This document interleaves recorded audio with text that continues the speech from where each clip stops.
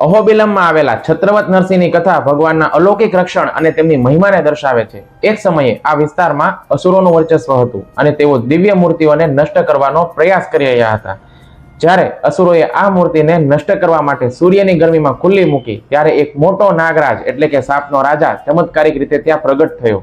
નાગરાજે પોતાની સાતેય ફેણને ફેલાવીને ભગવાનની મૂર્તિ ઉપર છત્ર તરીકે રક્ષણ કર્યું. તેમને સૂર્ય અને દુષ્ટ શક્તિઓથી આ રીતે બચાવ્યા.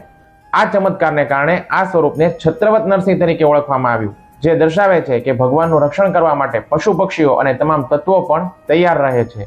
એક અન્ય કથા અનુસાર બે ગંધર્વો હાહા અને હુહુ મેરુ પર્વતથી અહોબિલમ પહોંચ્યા અને વડના વૃક્ષ નીચે ભગવાન શ્રી નરસિંહ સ્વામીની સ્તુતિમાં ગીતો ગાવા લાગ્યા.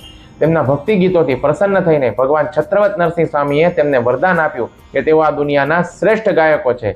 ભગવાન તેમના સંગીતથી એટલા બધા મંત્રમુગ્ધ થઈ ગયા કે તેમણે અહીં કાયમી નિવાસ કર્યો. આ જ કારણ છે કે આ સ્થળ સંગીતકારો અને કલાકારો માટે ખૂબ જ પવિત્ર માનવામાં આવે છે. મંદિરની આસપાસ ઘટાદાર વૃક્ષો અને પ્રકૃતિની ગોદ છે, જે ધ્યાનીઓ અને સાધકો માટે ઉત્તમ વાતાવરણ પૂરું પાડે છે. સામાન્ય રીતે ભગવાન નરસિંહ ક્રોધિત મુદ્રામાં જોવા મળતા હોય છે, પરંતુ અહીંયા ભગવાન અટ્ટહાસ્ય એટલે કે અત્યંત પ્રસન્ન અને સ્મિત આપતી મુદ્રામાં બિરાજમાન છે. ભગવાન અહીંયા પદ્માસન લગાવીને બેઠેલા છે અને તેમના નીચેના બે હાથ સંગીતના તાલ આપતા હોય તેવી મુદ્રામાં આપણને જોવા મળે છે.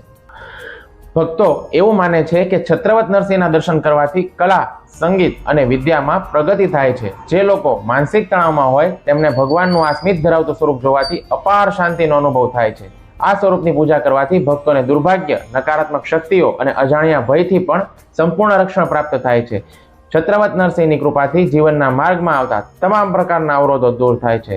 શ્રી છત્રવત નરસિંહ ભગવાન કી જય.